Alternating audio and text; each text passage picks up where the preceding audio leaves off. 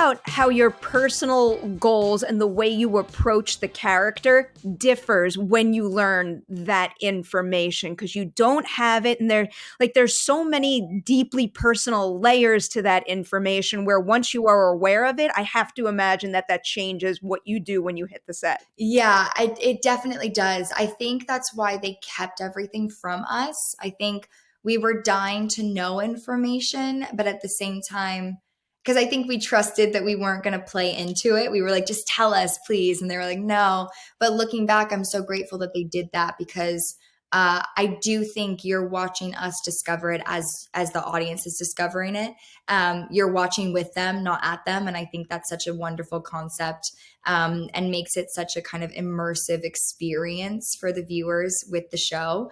But I remember getting this information, and specifically, I think the scene with Carson at the Orpheum with Tabby, that was such a complicated approach to that scene, because there were so many layers in a course of just a couple of pages that these girls have to go through. It's the not having the information, but pretending that you do, and putting on that brave face, knowing damn right that if it's a yes for Imogen or if it's a yes for Tabby, that's going to break their hearts, and having that friendship dynamic of like, in this moment, I have to have a poker face, but the moment that it comes crushing down, even though I think they both knew it and knew that they were going to walk in there and have this heartbreak, when someone confesses, how do you not completely lose it in that moment? And how do you stand there for your friend and know that everything inside of her is breaking down right now, and then vice versa?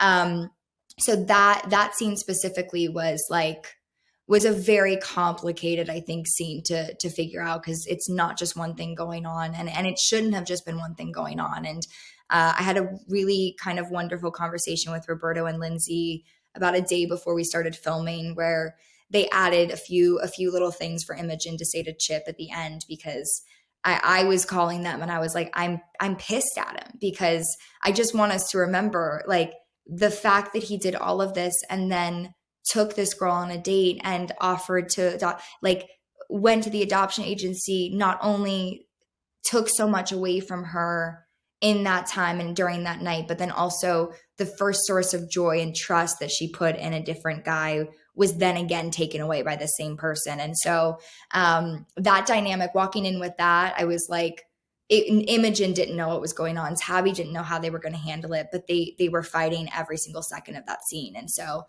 that was an emotional day for sure, I think, for everybody. Yeah, understandably so, but I don't think anything brings me more joy than hearing an actor break down a scene like that and expressing all the layers and all the different thoughts that go into it, and me being able to think to myself, like, everything you are saying, I see, I feel every single column that needs to fuel that one conversation. You really do have it come across especially well. Thank you. That means a lot. I think for so many, I mean, our director, Lisa Soper, she directed 5 out of our 10 episodes, and man, did she walk hand in hand with us through that scene, and did not rush us, did not rush that day when it came to filming it. I think wanted everyone to feel safe and protected, and really forced us to have the conversation, not just say the words. And I think having that safety net with another woman by your side too was a really beautiful thing to have. I keep hearing the best things about her, and it makes me really happy. She's about to take over the world. I'm like, it's Lisa Soper's world. We're all just living in it.